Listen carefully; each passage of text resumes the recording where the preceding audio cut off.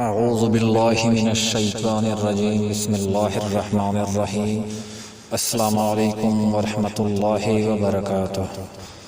رسول اللہ صلی اللہ علیہ وآلہ وسلم نے ارشاد فرمایا، ایک آدمی ایک رستے پر چل رہا تھا کہ اسے شدید پیاس لگی، پھر اس نے ایک کنواں دیکھا تو اس میں اتر کر پانی پیا۔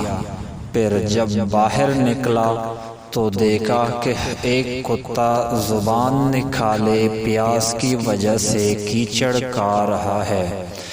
اس آدمی نے سوچا، جس طرح مجھے شدید پیاس لگی تھی اس کتے کو بھی پیاس لگی ہوئی ہے۔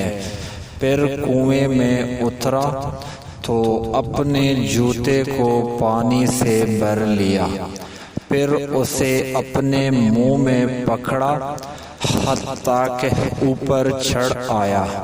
پھر کتے کو پانی پلایا تو اللہ نے اس کی قدردانی کی اور اسے بخش دیا۔